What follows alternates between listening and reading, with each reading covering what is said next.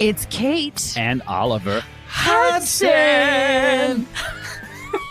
Host of the new podcast, Sibling Revelry. That's right. We started this show because, you know what? No one talks about siblings and that dynamic. The siblings, they know each other better than anybody. Yes. You know. Listen to Sibling Revelry on the iHeartRadio app, Apple Podcasts, or wherever you listen to podcasts. I'm Jacob Goldstein. I used to host Planet Money. Now I'm starting a new show. It's called What's Your Problem? Every week on What's Your Problem, entrepreneurs and engineers describe the future they're going to build once they solve a few problems. I'm talking to people trying to figure out how to do things that no one on the planet knows how to do, from creating a drone delivery business to building a car that can truly drive itself. Listen to What's Your Problem on the iHeartRadio app or wherever you get your podcasts. Episode 265, How to Save Money on Monthly Bills. Welcome to the Frugal Friends podcast, where you'll learn to save money, embrace simplicity, and live a richer life. Here are your hosts, Jen and Jill. Welcome to the Frugal Friends podcast. My name is Jen. My name is Jill. And last week we talked about winter and some winterization, which will help you on your monthly bill this winter. But today we're talking about all bills you pay monthly, or maybe you should just be saving for monthly. We're going to do some practical tips for saving. Bills. You know we love them. What a fun episode. Talking about bills. You know we're going to have bills of the week. Well, just one probably, but... Yeah, we'll definitely have a lot of bills of the month. Guaranteed. But first, this episode is brought to you by the pods on Love is Blind. Arguably the best part of the show. Don't at me. The pods are designed for complete isolation, an introvert's dream. Isolation not only makes for saucy reality drama, but it's good for your money too. Putting your savings in different pods keeps it isolated from your other dollars and from you, so it can't judge you for how you look or don't look on a certain day. Are your dollars commingling? Well, as we've seen on Love is Blind, that may not be the best solution for them. They may need to be isolated to find love, i.e. the plans you have for it, because you get to decide what they love, which is fun. I sometimes wish others would do that for us. Put your savings in their own pod and earn 3.25% APY at our current favorite high yield savings account, CIT. Let your money find love in its own pod at frugalfriendspodcast.com/CIT. Also, Lauren and Cameron forever. I am here for that entire thing. I just wanted to hear so much more This about was a love letter for us. pods and money and how you're going to tie it all into a high yield savings account. Jen, that was everything. This is why they pay me the big bucks. Right? And I I'm put seeing them that now. in my high yield savings account so that they can find love. I'm seeing that now. Yes. We should And watch Love is Blind later. I know. Season 3 is trash. Just keeps getting trashy. You have It all said just keeps that getting from like the first trashier. 10 minutes of this past season. Yeah. And it took me like 5 episodes to finally be like, you were right, Jen. You were right all along. Yeah, thank you. I have a quick intuition about people, especially trash people. Anyways. No, we don't say that about anybody. But the TV show is trash. Right. The way the producers, they are humans of value that are portrayed as trash people. It's characters. They're characters. Anyways, so if you are ready to get rid of your trash bills, then let's give you some more episodes to queue up for after this. So we don't love to talk about scrimping and scraping off the top on monthly bills, and you will see that by some of our last episodes on it. Well, we talk about it kind of sporadically throughout other topics, but We've got episode 45, negotiating tips for lowering bills, prices, rates, etc. And then episode 5, which is how to save money on bills, which this is kind of episode 5's follow-up. It took us 260 episodes to get back around. We got there. I'm not certain how often we want to recommend things in our archive between episodes 1 to 10. Like, I have no idea. That's when I feel like we were on our best behavior. Do you think? That's probably when we were on our best behavior. Yeah. We didn't know what we were doing. We really knew each other. We're just like, your turn to talk. Oh, okay. My turn. Okay. Where we didn't have such savage feelings about microwaves and freezers. And we so yeah, Jill had to take a 2-hour nap after that episode, and I had to finish watching Love is Blind. We really wore ourselves out. If you did not listen to the freezer meal episode, it's spicy. Freezer meal episode. I don't know if it was a 2-hour nap, but I did take a nap that day. Eric said it was a 2-hour nap. Did he really? Well, yes. Then he might know better than I do. Wow, I was exhausted. Yeah. Okay. I don't nap. I never nap. Yeah, but here you don't. I am to lower my bills this time around. This one won't take it out of me. There's no hot takes here. Yeah, we agree wholeheartedly on much of this because it's really standard. We may not give you anything you don't already know. We may do that. We may challenge you to try some things that you knew but didn't think were applicable for you. And that's honestly always our goal. So let's get into this first article. It's from NerdWallet. It's how to lower your bills, 38 ways to save. And we're going to go through all 38. Yeah, buckle up. Yeah, no, we are absolutely not. You do not need to do 38 things to save money on your bills. It's fine. But I do like knowing that there's this many options. And really, I found this to be a really great article because it broke it down into all these different categories, housing and utilities and transportation and food. And then within each of those categories, they gave a drop-down menu, which is just really fun and interactive. So whether you want to save in the housing section, you're interested in saving on your mortgage or rent or your homeowner's insurance, they've got tips on each of those categories. And similarly with all the other ones, drop-down menus for the different things you might want to be saving on. So if we don't cover in this first topic things that you wanted to know more about, check out the article. Yeah, definitely. So what's your first tip, Jill? For me, and with what we talk about a lot within this podcast, I am most interested in looking at the categories where I can have the biggest bang for my buck or the biggest amount of savings or cutting or slicing and dicing because I love knives and scissors. And so housing is for most of us our biggest expense. So rather than looking at some of the tiny little things we spend on, let's look at the bigger things. Housing is typically a monthly cost.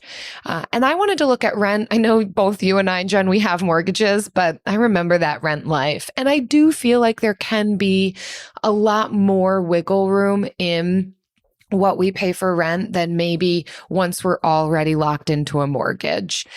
And so a couple of different options here. If you are renting, of course, if your rent is too high and you're feeling like I'm going to get the most opportunity to save and cut this bill if I just downsize, then this might be your sign to potentially start looking. Is your apartment, your condo, your house that you're renting, is it more than what you need? And could you really see an awesome shift in your finances if you were to go for a smaller place? Can you get by with a 1-bedroom instead of a 2-bedroom? Can you get by with a smaller condo instead of a house? Like, considering what is your current living space and could you move? I know that's a big transition, but worth considering. Mm-hmm. And then from there, considering in what ways could you be bringing more money in? So that could include a roommate, bringing someone else into the home. This isn't an option for everybody, but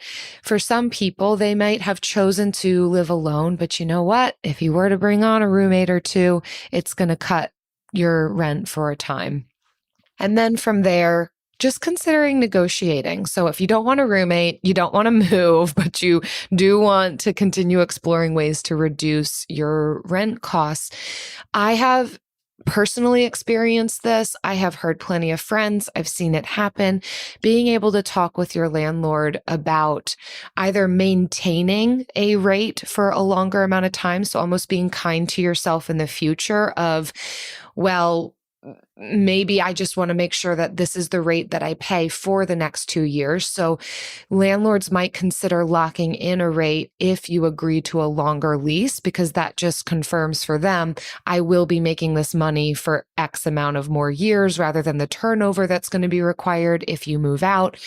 So negotiating for a longer lease, or asking if there's repairs or maintenance around the apartment or the house that you're renting that you could take on in exchange for less rent, whether that's mowing the lawn or shoveling your own snow or handling the repairs as they come up or doing little upgrades to the property. You name it, you could get as creative as you want. The worst that can happen is they say no, but I have seen this go in the favor of the tenants so often. Mm-hmm. Yeah, definitely. So I will talk about mortgages for those of you who have a mortgage.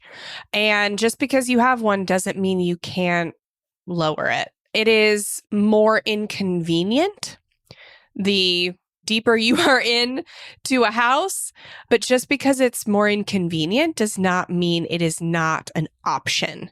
So I'll start with like the easiest one. I'll give you just start you with an easiest one, and it's to drop private mortgage insurance. And so I am not against having a mortgage. I'm not here trying to be mortgage free. That is for some people. It is not for me.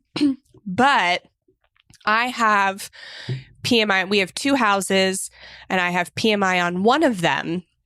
And once we're done with renovations and getting the immediate stuff done, then one of our next goals is going to be to get to 20% of the value. And hopefully the value will have gone up by then, so it'll be even easier, so that we can get that $119 a month in PMI off of our loan.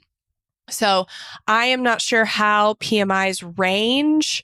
It's usually between like a 0.58% to 1.86% of the original loan's value. That's not coming off the top of my head. I'm reading that. So it just depends if that is worth it to you.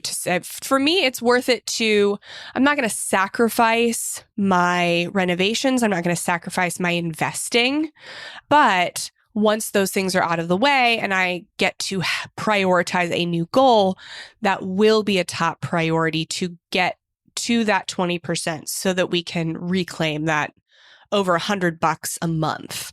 So that is definitely a way. If you don't plan to be mortgage free, but you do want to save some money on your mortgage, great way. That's a great way to save potentially $1,000 a year. Alternatively, you could also try to refinance if you are at a place where your current value of your home is about, you have between the current value and your loan about 20% of equity. It might be a good idea to refinance. It's not the best time to refinance. That time is over. So you really have to look at what your rate is, what rate you got, what rates are available. It may be worth just because I think you have to be at this point for most lenders over 20% to get the PMI if you're just taking it off. And then sometimes they will charge you about $500 to come out and do an inspection of the property if you want to do it before that. So figure out what your lender has if refinancing is not for you, but getting that PMI off is probably the best if you don't want to leave your home downsize, do the more inconvenient things. This is literally the least that you can do to save that. Yeah. I'm going to jump to transportation now because that's another big heavy hitter is the cost of transportation. And for those of us who own cars or make payments on cars, that's a massive monthly bill. And so if you happen to have a car payment, a couple of things that could be worth considering. Again, refinancing, that's going to have to be something that you look at what rates are. It still might not be the best time, but it's very possible that you were given a very high interest rate. Cars generally run much higher than the interest rates that are offered on homes. And especially for younger drivers, or I don't know what they're doing in these dealerships, but sometimes you're walking out of that door after that sale with a very high interest rate that if you go to refinance, it still could, even right now, you could possibly get a lower interest rate. So that is worth looking into. You'd save a lot on your monthly payment in that regard. But then other things that I would say are worth considering, similar to the rent and housing, do you need all the car that you have? Whether you have multiple cars, do you need all of the multiple cars that you have?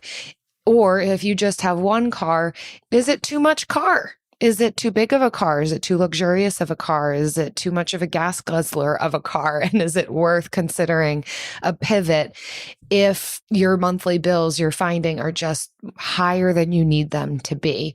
So that could include considering selling your car and getting a different car that might be just more congruent to your lifestyle, may not cost as much in gas. That's going to be something that you have to price out. Is it worth it? Can I get for my car what I would need to get? What car could I replace it with? Is that going to be financially advantageous? I think sometimes we can elevate the cost of mileage above what it actually is. Like, are you really going to save by selling and repurchasing in the cost of gas mileage? But for some people, that answer is yes, or they happen to have made a decision about purchasing a luxury vehicle a few years ago when like everything was bright, sunny, and enjoyable. And then the last 3 years happened and we're like, you know what? Maybe my priorities have shifted. So that's okay if we just want to go back to maybe a more budget car than a luxury car. So a lot of different ways of slicing this. I know I've talked in the past about having hoped to go down to one car. Eric and I used to have 2 cars, and now for the past 2 years, we have been able to live off of 1 car, largely due to the fact that life shifted so much and we're primarily working from home. So maybe that's you. Maybe you had 2 cars in your family because that was what was needed, but has life so shifted? Are you primarily at home now? Do you still need 2 cars? So these are the things worth evaluating when it comes to these big, massive expenses and bills. Maybe you can go down to 1 car, maybe no cars. Maybe you move to a city and you changed how much you pay in rent and now you don't even need a car. Let's not get crazy. Maybe you decide to live in a vehicle. Oh my, wow. Who has done that? All right, I'm going to bring it back around. For those of us with 2 cars who need 2 cars. Yeah. So that is that's a very high barrier to entry tip. Yes. It's going to save you a crap ton of money if you listen to it. And you don't even have to do it like long term. You can say, we're going to be a 1-car family for 6 months or whatever while we're doing this one thing. No choice you make to lower your bills has to be permanent. Oh, yes. You just have to decide what goal you have and how long you are willing, what you are willing to sacrifice and how long you're willing to sacrifice it to reach the goal. Because it's much easier to sacrifice things like bills than things you actually care about, like time with friends and time with family and doing fun stuff. So these are the things that we focus on. It's the boring things. Mm-hmm. So if you are not ready to give up your cars, then auto insurance is where you need to focus on. that is your next biggest expense with transportation, is your auto insurance. And so there are several ways that you can lower it. And it doesn't even have to be like unsafe. You can still choose the coverage that feels good to you, but look at increasing your deductible or reducing your coverage based on how old your car is. If you haven't negotiated or looked at your auto insurance in the past 12 months, it's time to, again, we look at it every 12 months. We are calling around for rates from different auto insurers because it's not like utility companies where you only get one or two choices. You have a lot of choices with auto insurance companies. So calling 2 or 3, seeing what rates you can get, comparing them to what you have, calling the person you have, and saying, this is what I can get elsewhere. Can you beat it? And then also looking at making sure whatever coverage you're comparing is the right amount for you. So they say full coverage may not be necessary for an older car. We have found it to be a great blessing on even we have all of our cars are paid off and we have full coverage on both of them. And that's just what makes us feel safe. If your car is uber old and you don't need to have full coverage, then, and that makes you feel fine, do you. You can increase your deductibles as well. So there are a lot of options. Those things that a lot of insurers will put in your car now to, get discounts for safe driving, they work. They will take, if you're a safe driver, they work. They will lower your insurance. So if you've done your due diligence with your negotiating, with making sure you have the right plan, add on one of those things, and this is where you're going to see your savings. Yeesh. All right, I'm going to take another hard left turn here and talk about streaming services. So we've moved off of the heavy hitters, and now we're just into the regular bills. Okay, these can add up though. These can add up. Yeah. So streaming services falls under the category of memberships. There's all sorts of memberships, gym memberships, magazines, newspapers, but I'm Frugal looking Friends at Club. what I know we're all doing, and that's our streaming services. So first of all, we're going to want to look at how many streaming services are you paying for and utilizing, because oftentimes it's more than we think. We have signed up for that free plan to watch that one show, and then we forgot about it, and we are just paying for Paramount, Hulu, Peacock, Apple, Netflix, Amazon. Like, oh my gosh, there's so many, right? And I'm speaking from experience, or those I talk to, share their woes with me.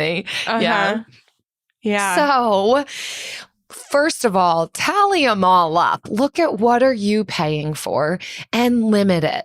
You really don't need all of those. 1 or 2. Pare it down. Figure out, what are you most watching? It's probably Love is Blind, as much as you hate it. Mm-hmm. And just pay for that one. I know. So for Eric and I think currently we're down to just paying for Amazon Prime and Netflix. And that makes sense for us for right now. There have been times though where we pared it all the way down to just Amazon Prime. It made sense for us in all the deliveries that we need to get because we've been perpetually in renovation mode.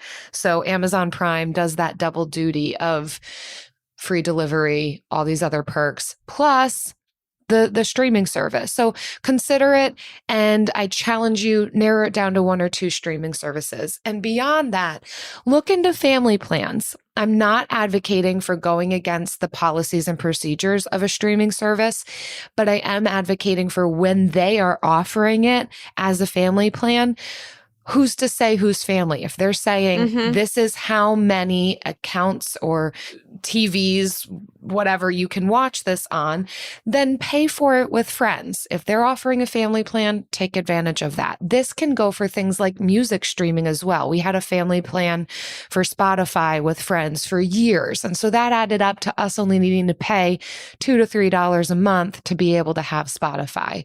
If some of these other streaming services offer it, great. I know that I'm dipping into another category here, but we do that with our cell phone plan as well. We're on a family cell phone plan with friends, and that reduces our cell phone bill monthly significantly. We are also on a family cell phone plan with other people. Yeah. You know what? Friends are family you choose. So don't let anybody tell you who your family are. It's a framly plan. Yeah, it's a framly plan. And yes, we do that with streaming services, and we will not go against terms of service, but we will ride those terms to the end of their services. Yeah. And get as much out of it as we want. So, and honestly, you don't need more than 2 streaming services at a time. No. And here's how you can do it. Every 6 months, just put one. So start one in December and one in July. That way you've got your Netflix and your Disney up until July. And then Disney cancels and you pick up Hulu, and you've got Hulu and Netflix till December. And then you drop one and you've got Hulu and Disney again, so you still have choices, but you don't need all of them at the same time. You don't. It's okay if someone's like, oh my gosh, did you see the latest episode of Love is Blind? And you're like, stop. No, I'm getting Netflix again in 3 months and I will binge it then. Because Disney Plus is the one streaming service we pay for. We have one. Mm-hmm. And we are on a family plan with Netflix for that. But we'll pay for Disney Plus forever. And we are on a family plan for that we give to the other person. So that's our trade. We don't have any like Amazon or Hulu or anything because I'm just fine with Netflix and Disney. And it has been torture to watch Andor every week because I'm like, I just want to binge this. I need the next episode. This is torture. Why am I doing this to myself? So you know what? Binging is better. Don't keep up with the hype. Binging's better. Yeah. Binging is better. And you can do that when you're not paying for all the services at the same time. Yes. Good so word. That's my soapbox on binging. Thank you, Jen. We needed that. Yeah. My last one is gym memberships. And I am going to repeat this over and over and over. You should do what's right for you in health and fitness, not what has helped somebody else lose a bunch of weight.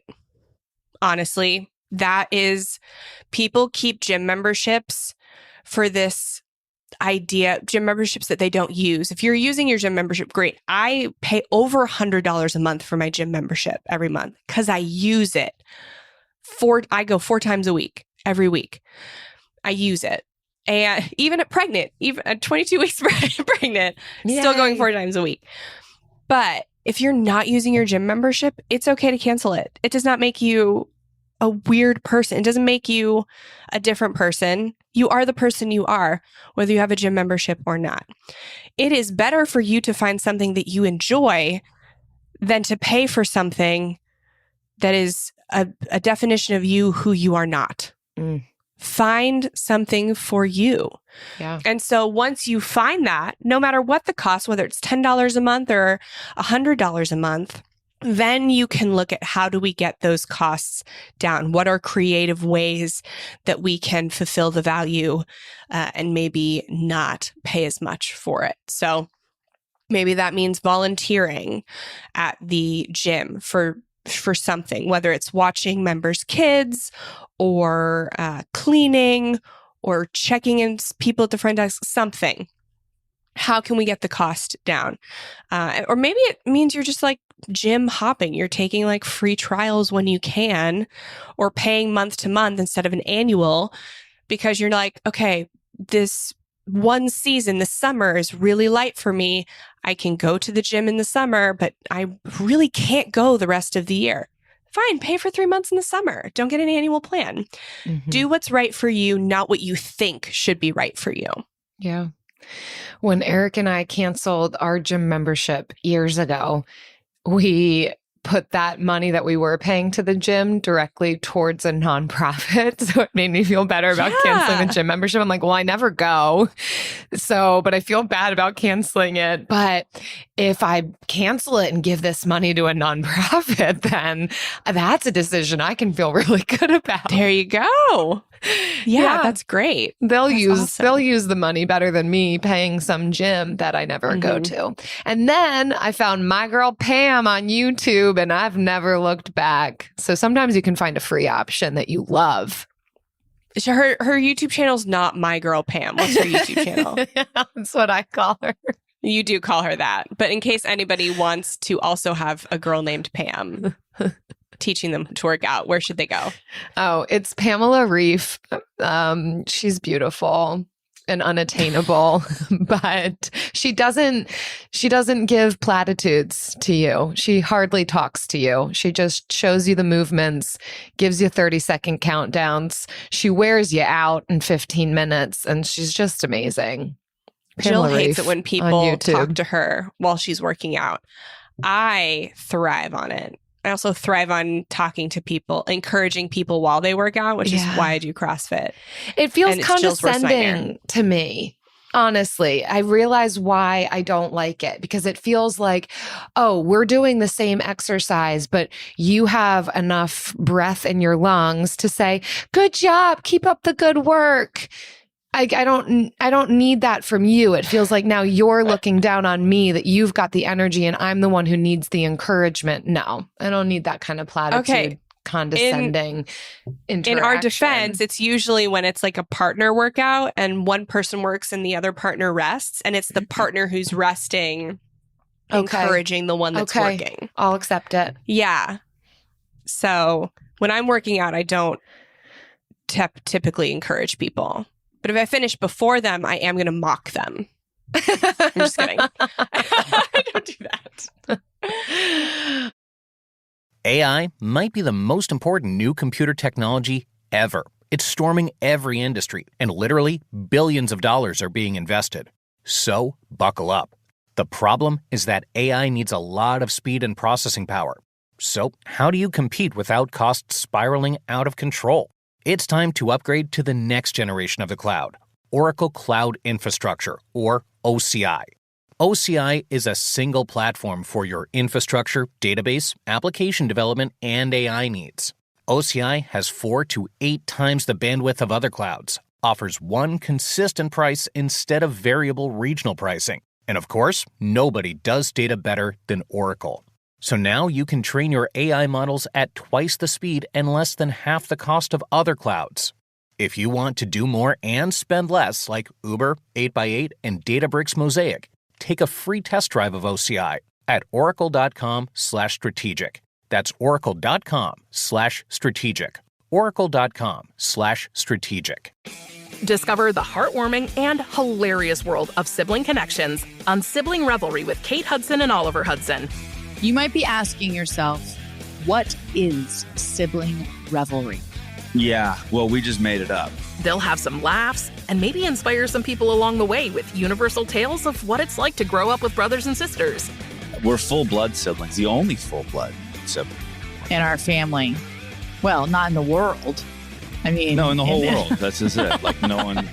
Dive into family tales and explore the human mind with guests like Joel and Benji Madden.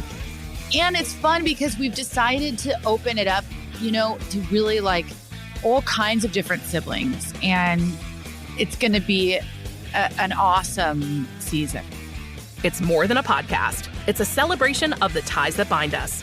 Listen to Sibling Revelry with Kate Hudson and Oliver Hudson on the iHeartRadio app, Apple Podcasts, or wherever you get your podcasts. All right, let's get into this next one from CNBC. You know the one. This one's telling us in 5 simple steps how to lower your monthly bills. And they go so far as to claim 20%. And this is a pretty remarkable title. Here you go. How to lower your monthly bills 20% and build your wealth in minutes. Wow, this is promising a lot. I love a good clickbait. And we clicked on it and we're here for it. We're here for the steps, though. We're going to talk about essentially negotiating your monthly bills. We won't promise you the clickbait result, but the 5 steps are valid. And that's why we're here sharing them with you. But results may vary. Results may vary. Maybe that's why we don't have too many people clicking on us, because we're just like, here you go. It may or may not work. Results vary. No promises. True. But we've lived with that, and our people love it. So the people who stay with us, it's you listening to this right now. I'm talking about you. Thanks for being here. I love you too. Just want to put that out So here's the 5 steps. Here's what you're going to do with all those other bills that maybe we haven't covered, or the bills we have covered that you can't get rid of. You can't go anywhere else, but you can lower it or potentially switch. What you're going to want to do is step 1, do your research. So depending on what that is, let's say it's internet, shop around for prices and see what other competitors are offering in the area for the same type of service that you're getting. So that could be internet searches, that could be actual phone calls, but actually know what are the various rates that are out there, have done your research and know about that. Absolutely. Then step 2. And then step 2, which seems redundant. Call between the hours of 9 a.m. and 5 p.m. There you go. In case you didn't know that those are normal working hours. Yes, people do work after hours and on the weekends. But A, that's when everyone else is calling. And B, you can get your highest step managers, your most important managers from 9 to 5. So that's really is on your lunch break is the smartest time to do stuff like this. Mm-hmm. Yeah, it seems like a silly tip, but I can affirm it. I think I have had the best luck when not that oftentimes you can call at other hours, but you might not get through to the right person, or the hold and wait times are significantly longer. So it's worth considering. When are you able to do this in a 9 to 5, Monday through Friday? This could be something that you add to your list on a random day off. Lunch break, like you're saying. Or just one lunch break a month. You just schedule one lunch break a month to do this. And there you go. You just write it in first Wednesday of the month. I negotiate a bill. There you go. Yeah. And here's something. Step 3. This is good. Jump right in. Say you're canceling your service. So even just telling the automated system that you are canceling will immediately take you to the retention or loyalty department, where you're going to have the best opportunities to negotiate. Those people in that department, their job is to retain you. So they are the ones who have all of the resources and ability to offer you the best possible deal. So even if you're not necessarily intending on canceling, like if you find yourself getting to the end of that call and you're actually like, no, I don't want to cancel, then fine, then you could just hang up. But usually you are going to get some sort of deal, whether it's a month for free or a lower rate or something.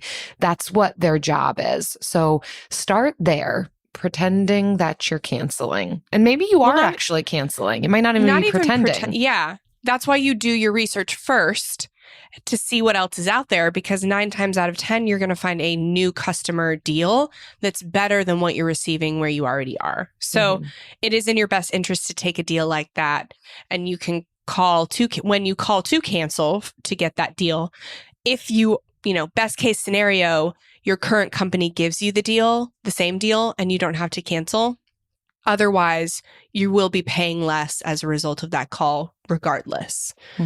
So that's definitely a money tip. And one of the things that they say, and this is where the research is going to come in handy, and knowing what you're asking for is really important at this step, because what the people on the other end are most likely going to try and do first is get you into a higher tier of service, either at the same rate that you're paying currently or for even a little bit extra money. Like they'll try and bait and switch you with, oh, I'm so sorry that you are wanting to leave. Can I offer you this higher level of internet speed?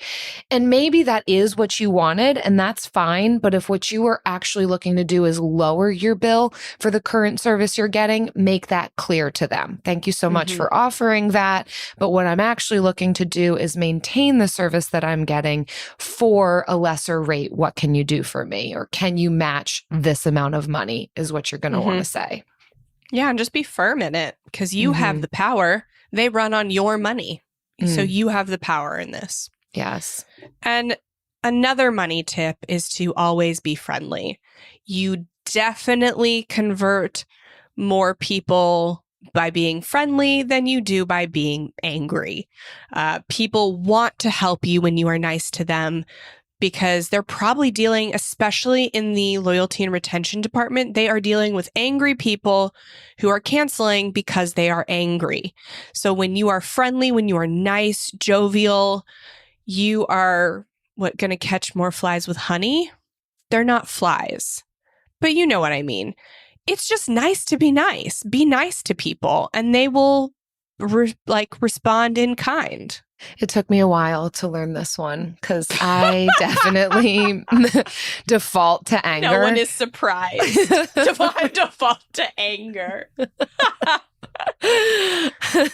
My way or the highway. Yeah. And it is true. Oftentimes that does me better. Although there's also the saying about the squeaky wheel getting the grease.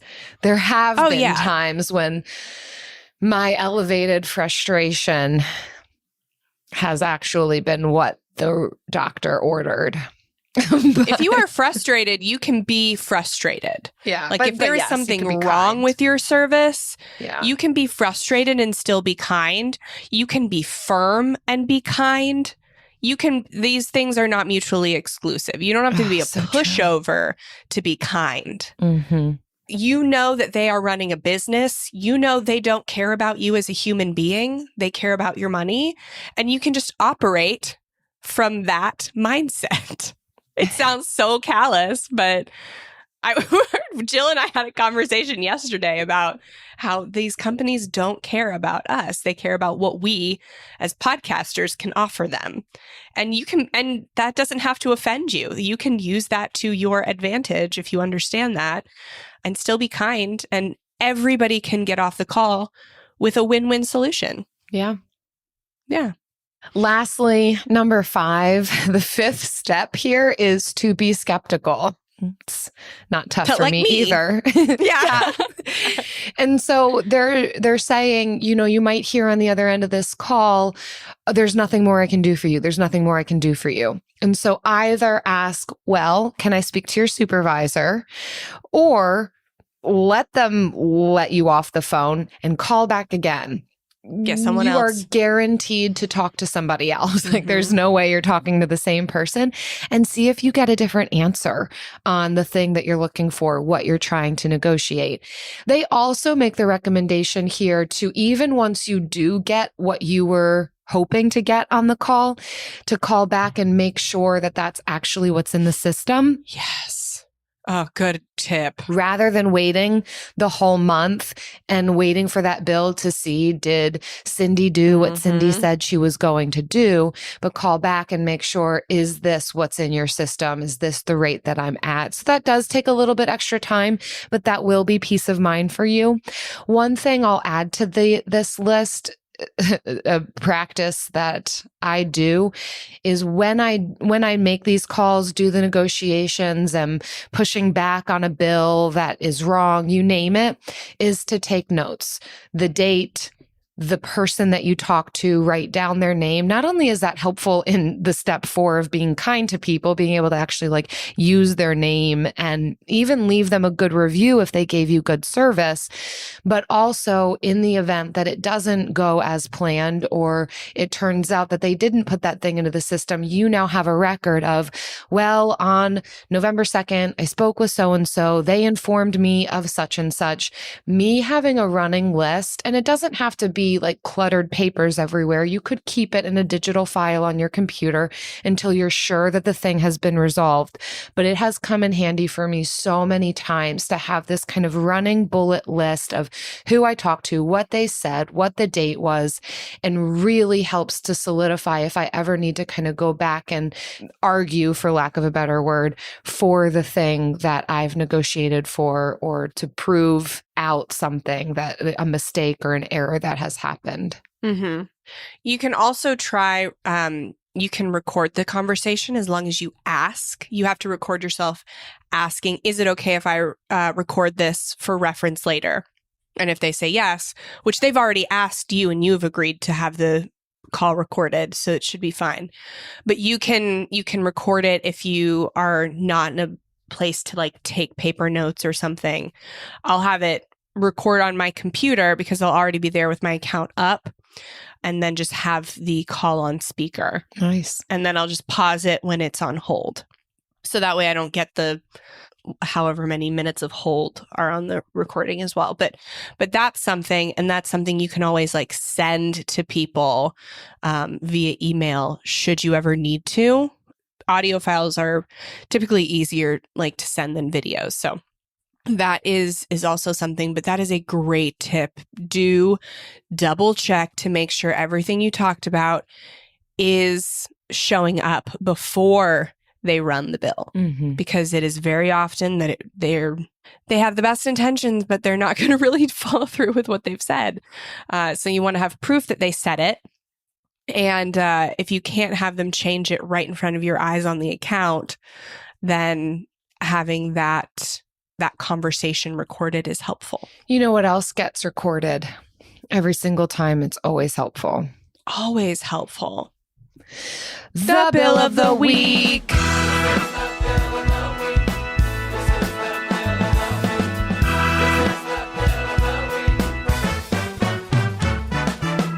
That's right. It's time for the best minute of your entire week. Maybe a baby was born and his name is William. Maybe you paid off your mortgage. Maybe your car died and you're happy to not have to pay that bill anymore. Duck bills, Buffalo Bills, Bill Clinton. This is the Bill of the Week. Hi, Jen and Jill. My name's Caroline. I'm calling from London today, and I have literally just this moment paid my bill of the week, which is also my bill of the year. It's my tuition fees for my second and final year of my master's, which is retraining me to be a registered dietitian, which is a career I'm very, very excited to be able to pursue. And yeah, I really wanted to share it with you because being able to take 2 years out of work and pay for uni and do this without going into debt or anything like that was really only an option because I've been listening to your podcast for years and I've implemented lots of the great tips you've said about intentional spending, meal planning, investing and side hustling. And yeah, for everyone in the community, I wanted to it's like a reminder to everyone that all these little choices we make on a day-to-day basis, they mean that we have the opportunity to make these really big life-changing choices that otherwise wouldn't have been available. And yeah, and the other reason it's my bill of the week is because I can pay upfront in cash, I actually get a 5% discount. So that saved me £525,000 that I would have otherwise had to pay on top of interest if I'd had a loan. So thank you again for all the tips and for making a finance podcast my favorite podcast. I don't know how you did that, but you make me laugh. Okay. Thank you for everything. Bye. I am not lying. I am holding back tears right now. We should probably start recording our reactions, our silent reactions to these bills of the week. Jaw dropping. Caroline! Yeah. Oh my God. I am floored. I'm so happy for you. B, proud of you. C, honored, to just be a small part of the story for you. Oh my goodness. I can't. That last bit that you said, I got goosebumps too, of just the small day-to-day decisions. Not that all of them are small in effort or impact, but the consistency of what you've implemented. And then what that makes available in life. I mean, it sounds like you've done so much that has now made cash flowing your master's possible. And because you cash flowed it, getting the extra benefit of a 5% discount. Caroline, I'm beyond thrilled for you. My heart is so encouraged and strengthened by what you've shared. And man, if this just isn't the ultimate reason for continuing on and doing a podcast, I don't know what is. This is so heartwarming. Oh, yeah. I am. And you get to do something you love that you are so excited about too. Like that's the ultimate. You've made these small decisions, which you're right, Jill, like they are small in scope, but they are not small in effort. And you've chosen to make them so that you can have this bigger reward of being able to do something you love full time for however long you want to do it. And that is amazing. That is everything. So way to go, Caroline. You've made our day. Thank you, Caroline, Days. from London. Best wishes and blessings to you in this new endeavor and career. And may it continue to be just financially advantageous and a really fulfilling life pursuit. How exciting. If you listening, if you all are listening and you've had opportunity to dry your tears of heart warmth and who's now pregnant you over here, are man? motivated. Yeah. Now you're motivated to call in your bill. If it has to do with cash flowing your master's degree, being able to get a discount because of it, or just any other bill that is related to a dude named monthly Bill. bills or not. Or a woman named Bill. Yes. Visit frugalfriendspodcast.com/bill. Leave us your bill. Everyone seems to be topping the next one. Not that it's a competition. It is not. But we're not stopping because it is getting good over here. Discover the heartwarming and hilarious world of sibling connections on Sibling Revelry with Kate Hudson and Oliver Hudson. You might be asking yourself, what is sibling revelry? Yeah, well, we just made it up. They'll have some laughs and maybe inspire some people along the way with universal tales of what it's like to grow up with brothers and sisters. We're full-blood siblings, the only full-blood sibling. In our family. Well, not in the world. I mean... No, in the whole world. That's just it. Like, no one... Dive into family tales and explore the human mind with guests like Joel and Benji Madden. And it's fun because we've decided to open it up, to really like all kinds of different siblings. And it's going to be an awesome season. It's more than a podcast. It's a celebration of the ties that bind us. Listen to Sibling Revelry with Kate Hudson and Oliver Hudson on the iHeartRadio app, Apple Podcasts, or wherever you get your podcasts. From the studio who brought you the #1 podcast, The Piketon Massacre, this is Murder 101.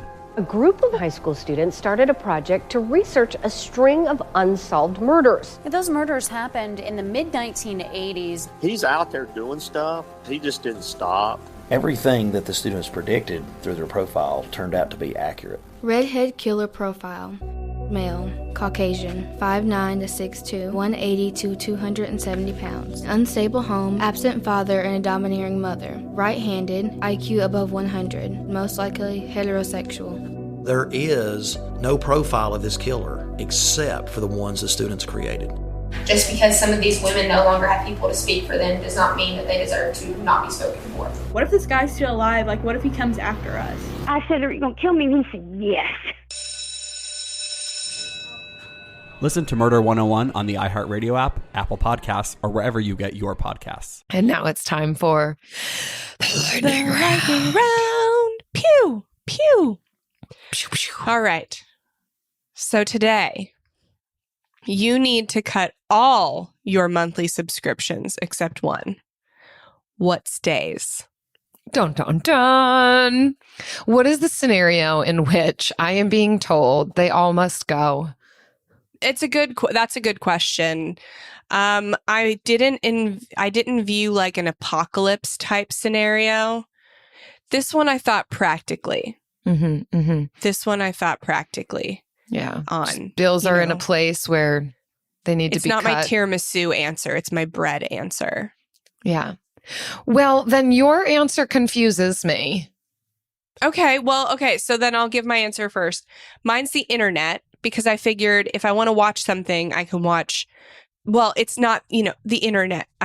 It's the Fios. It's the Verizon. It's the Frontier Fios. But bill. you make your living off the internet. Like, that's not possible. I know. That's a necessary bill. Or you're quitting your job if you've got to get rid of all your subscriptions. I have to get rid of all of my subscriptions. I can't the afford internet to quit goes. my job. So does my job. But my thing was, I guess my thing was that I could watch YouTube.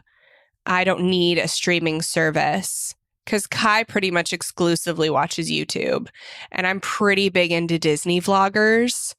So we could do without streaming services unless there's a new Star Wars or Marvel series on Disney Plus. So that may be my next one. Okay. So the internet stays.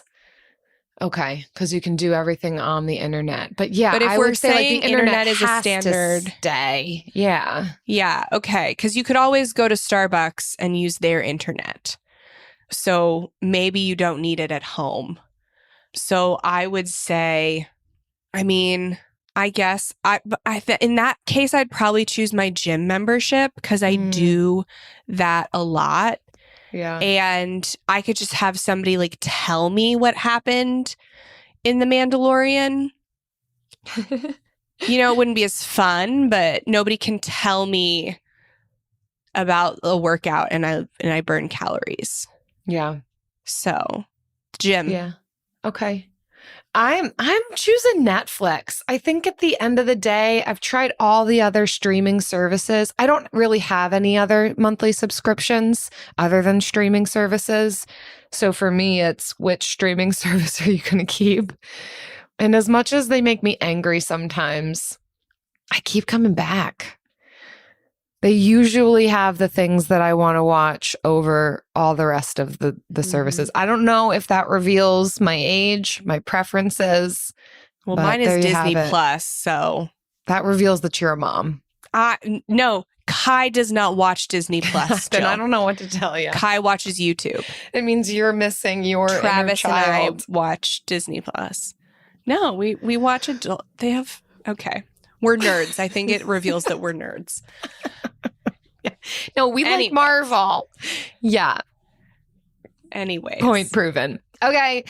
Thank you guys so much for listening. We said we weren't going to have hot takes, but I don't know. Jen and I might need a nap after this. But you also know we have a private community where we do monthly money challenges, just more things to keep it lively and fun. And we also offer accountability groups over there in that membership. Yeah. And we want to congratulate one of our members for a big win. This comes from Sadie Marie. Says, the radical middle. I love the thoughtful and balanced conversations on this podcast. It is so rare to find people who can acknowledge that life is complicated. There is no one size fits all approach to finances. And ultimately, the right choice for most of us will be somewhere in the middle. The fact that these ladies are also funny and entertaining is the icing on the cake. Ooh. Well, thanks, Sadie. This is really, really kind of you. Just mostly an encouragement. Yeah, than your own big win, but I set you up for failure on this one. This was actually a review from Apple Podcasts and not from our member, but it's fine. Thank you, Sadie. Thanks, and maybe Sadie. you'll become a member. Maybe the Frugal Friends Club will be the one subscription that you don't want to give up. Yeah. Because it's full of helpful things for people paying off debt. And I'm here to be the icing on the cake. I love that. Mm-hmm. Thanks everyone for listening and leaving those reviews and being part of our membership and just listening again.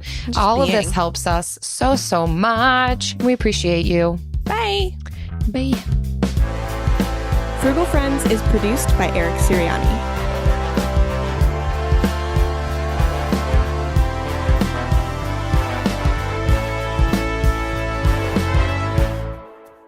What bill will you next negotiate? So Travis actually negotiates the bills. That's his job. And I don't know which one's up next. That's not my it's not my area. Not your domain. Mm-mm. What about you? It's going to be my car payment. So we were silly little munchkins when we bought our car. Oh, no. Face. Don't. Oh, no. What do you think I'm going to say? Did you get a variable rate loan? No. Oh, God. Okay. We just Nothing is okay. Tell me. No. I'll be fine. We opted to do the extra warranty because at the time now. Oh, I knew this. We come from a background of having only ever bought used cars for cash, paid in full. This was the very first time against all of the things that felt true in our hearts and core values. But we all know what happened through the pandemic and in the car buying experience. And because we only have one car, it needed to be super reliable, yada, yada, yada. Bought a new car, certified pre-owned, and needed to take a loan payment out so that we could still keep cash on hand to keep going with our renovations. Okay, there you have it. Nobody is judging that. In that process, we got talked into buying an extra bit of warranty. And part of the reason that we did that in that moment of being the silly munchkins that we were was this is the nicest thing we've ever owned. And it felt very scary to us driving this nearly brand new car off the lot and something going wrong with it and already having paid a lot for it and being liable for all of this money to pay. And now that we are 2 years into owning this car, it's okay, no, we feel better about not having all those extra bells and whistles tacked on to that car payment. And we are going to, it won't even be a negotiation. It'll just be me calling and saying, take this off my bill. And I just need to do it. Yeah. I mean, it happens to the best of us. Yeah. When I bought my first car at a dealership, I also did that. So you don't know, I don't understand all of it either. It's well, what's this and what's that? And they're not the best people to explain those things to you. And it's two of us trying to make the decision. It's not just me. I usually just say no to everything. It's my default, no and anger. But yeah. Not that I'm blaming my husband. We both made the decision, but it was just a lot, Jen. And now I'm going to call and I'm going to tell them no. Good. And now you will lower your transportation bill. Fantastic. Yep. Yay. Discover the heartwarming and hilarious world of sibling connections on Sibling Revelry with Kate Hudson and Oliver Hudson. Dive into family tales, explore the human mind, and laugh with guests like Joel and Benji Madden. It's more than a podcast. It's a celebration of the ties that bind us.